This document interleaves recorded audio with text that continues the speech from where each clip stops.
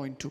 We all know that in a diabetic subject, the HbA1c should be below 7 and as close to 6.5 as possible. So what would you do next in this patient? Well, there are all sorts of choices, and that's why diabetes management is so difficult. You could use a sulfonylurea, which are simple and cost-effective drugs which our ordinary Indian patients can take. We could use a DPP-4 inhibitors, which are weight neutral and do not produce hypoglycemia. We could use SGLT2 inhibitor, which can prevent cardiovascular outcome. And we could use other drugs like, say, acarbose or the recently approved hydroxychloroquine or even insulin for that matter.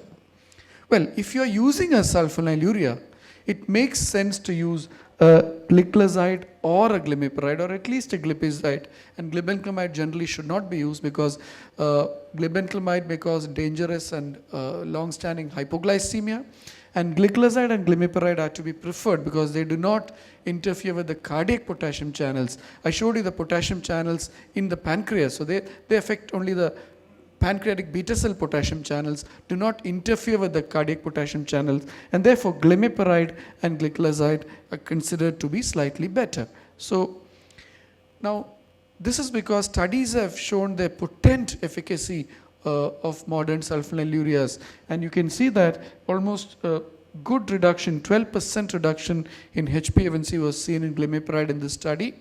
There are some concerns about sulfonylureas such as hypoglycemia and weight gain. Well, this is a study which looked at using a sulfonylurea with metformin for about 5 years, and when you can see that when sulfonylurea is combined with metformin, they're almost weight neutral, but I agree that sulfonylureas can cause some weight gain. The point I'm trying to make that even that weight gain may be neutralized by the addition of metformin, by the addition of good diet and exercise. And we have been using this drug for years, and let us not now stop using this drug in the wake of new agents. Therefore, in this patient, ladies and gentlemen, a 48-year-old person with diabetes not controlled with metformin, well, I would like to use any of the 4 agents, DPP-4, SGLT2s, sulfonylureas or others, but if I were to choose a sulfonylurea in the interest of cost effectiveness, I would choose a glimepiride or a gliclazide for this patient. Now I'm coming to the next case. This is a 59-year-old gentleman. He has diabetes for 10 years. He's on a gliptin and metformin. His HbA1c is 7% and his BMI is 25. Now he has a family history of pancreatitis, and he takes alcohol and he has abdominal pain. Now the pain is because of gastritis probably, but the general practitioner has ordered an amylase and lipase. So when the amylase and lipase results came, his amylase and lipase levels are both high. So when this patient came to me, I stopped the gliptin because the amylase and lipase levels are high, but despite stopping the gliptin, I found that his values were still high. So it's probably not because of the gliptin. But in this situation, given the family history of pancreatitis, given the slightly high amylase and lipase, would you like to re-challenge with a gliptin, or would you like to give a sulfonylurea? I think this is a situation where it makes sense to use a standard drug like a sulfonylurea. And the only question is this gentleman, as you can see, his fasting became 151 when gliptin was stopped. Postprandial became 226 when gliptin was stopped. His HbA1c shot up to 8.9% when gliptin was stopped. But for this gentleman with 10-15 years of diabetes, will sulfonylurea work? And are sulfonylureas durable drugs? Well, this is a study which looked at the addition of glimepiride to a combination of insulin and metformin in type 2 diabetes longer than 10 years duration. And this was a double-blind placebo-controlled study showing you that there is a good reduction of HbA1c with glimepiride even after years of diabetes. Beta cells seem to be responsive to sulfonylurea drugs. And this is another study showing you durability, that at least at the end of 5 years, sulfonylurea with metformin was at least as durable as a DPP-4 with metformin, or as durable as a glitazone with metformin. So all these theories that we have been told about sulfonylureas exhausting the beta cell, etc. We must remember that has come in the wake of newer drugs which have some additional benefits, but that doesn't mean the old drugs have no benefit at all. We have so many patients with sulfonylureas which we have been using. So coming back to this gentleman whom gliptin was associated with the high lipase amylase levels and who has a family history of pancreatitis, I think this patient continuing gliptin is not an option, and adding either glimepiride 1 milligram or gliclazide is a good option for this patient. Now I come to my third case. Now this is a 59-year-old lady. She has diabetes for 15 years. She is on gliclazide and metformin and the BMI is 27. She is also on sitagliptin. Now the fasting is high at 180. The postprandial is high at 236 and the HbA1c is 8.4%. Now we have many options again for this patient. We can add an SGLT2 inhibitor, but in a postmenopausal 59-year-old lady, the risk of urogenital infections has to be considered. Risk of fractures with some SGLT2 inhibitors may have to be considered in a postmenopausal woman. So if you decide to add insulin for this patient, you have two options. You can either add a basal insulin and continue the sulfonylurea, or you can add a premixed insulin and stop the sulfonylurea, because sulfonylurea is generally not used with the prandial insulin. So you have both these options available. Which option would you choose for this person is something I'd like to discuss. Now, this is an interesting study which showed that people with long duration of diabetes, sulfonylurea was stopped, and what happened to their blood sugars.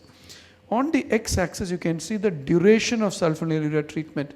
You can see in some patients received sulfonylureas for as high as 25 years. And on the y-axis, you can see the shoot up in the fasting glucose after stopping the SU. What the study showed that the longer the duration of sulfonylurea use, the larger is a rebound hyperglycemia that can occur after stopping the sulfonylurea.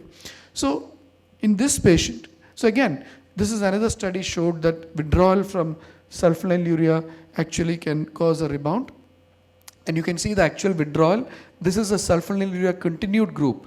Sulfonylurea was continued and the blood sugars were moderately okay, but sulfonylurea was stopped and then the sugars shot up, the beta cell function, etc. also came down. The point I'm trying to make is that in this patient, diabetes for 15 years, he is on sulfonylurea, metformin, and the choice is, I think a good choice in this patient is not to stop the SU, continue the SU, continue the sitagliptin, continue the metformin, add a small dose of basal insulin, and then control the sugars, because you see the fasting is high, but the postprandial is not that high compared to how high the fasting is. So if you bring down and fix the fasting, continue the SU, you'll be able to control the blood sugars better. Now I come to the fourth case.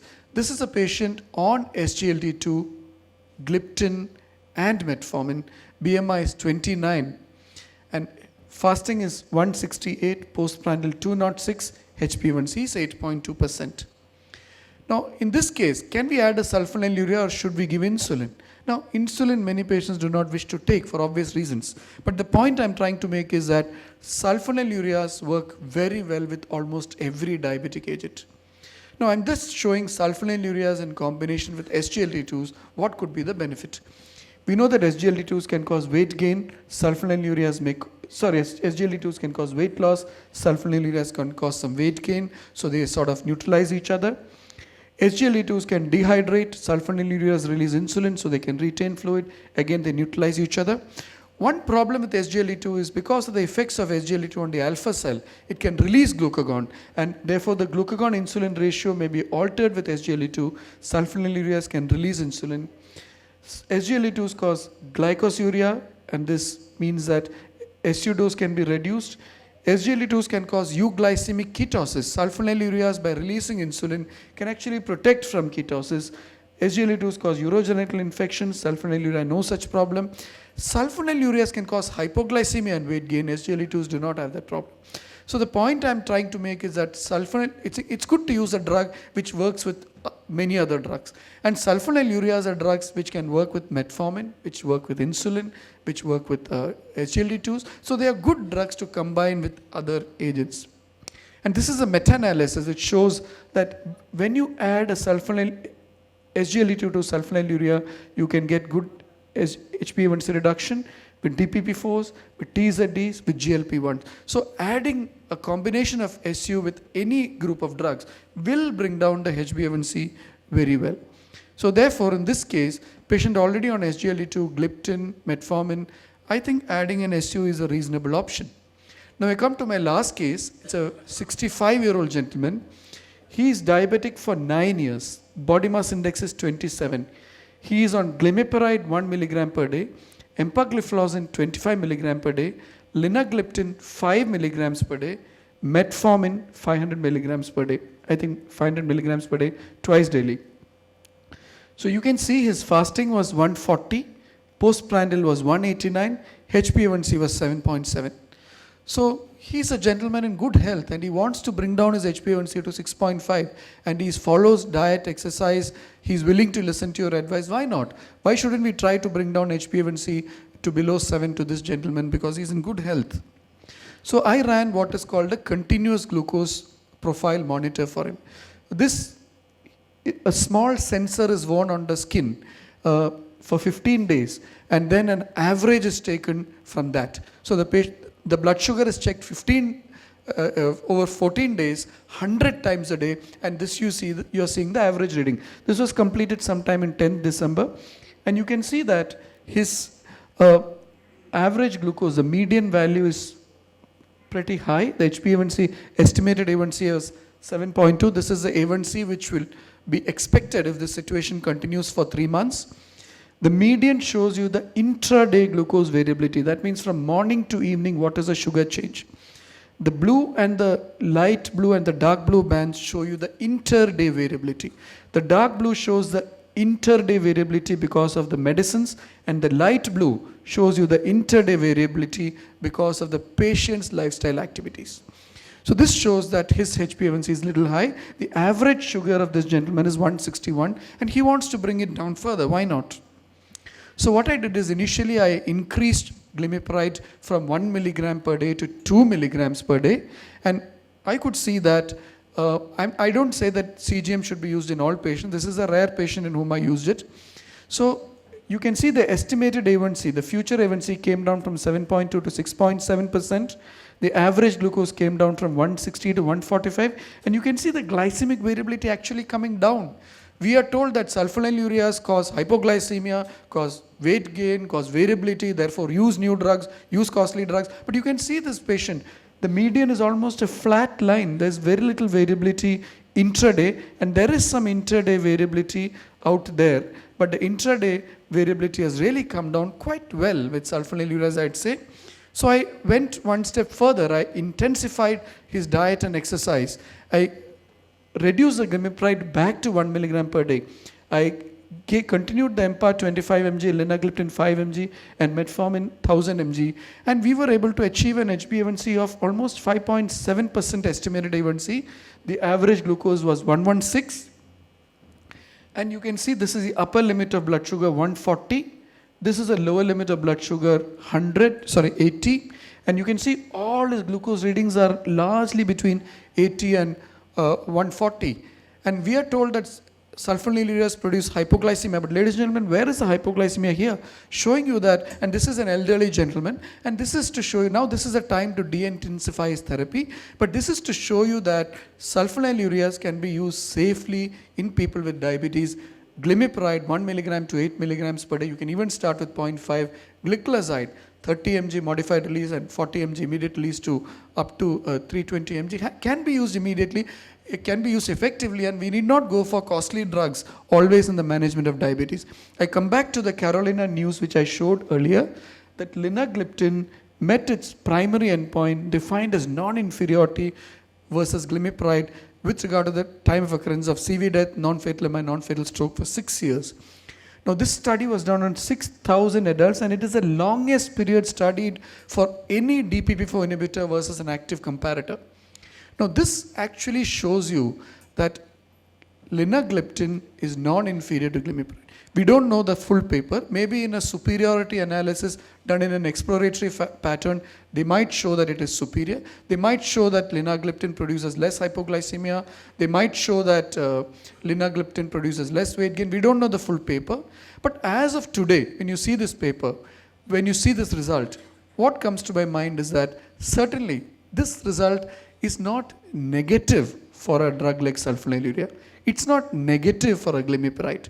In fact, it is a vindication that we in India have been using these sulfonylurea drugs for years, and they have been quite effective in the face of newer drugs. So the results of the Carolina will be presented on June 10th at the ADA in San Francisco. So watch this space, then we'll know the full paper. But as of now, I think I'd like to conclude by saying that there are many options after metformin, but when we think of our ground realities of the patient's purse, let's think of sulfonylurea.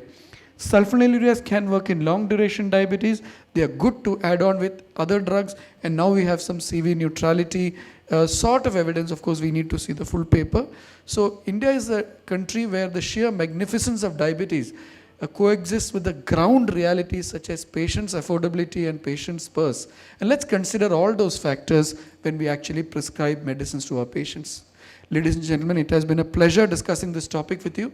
Thank you for listening to me.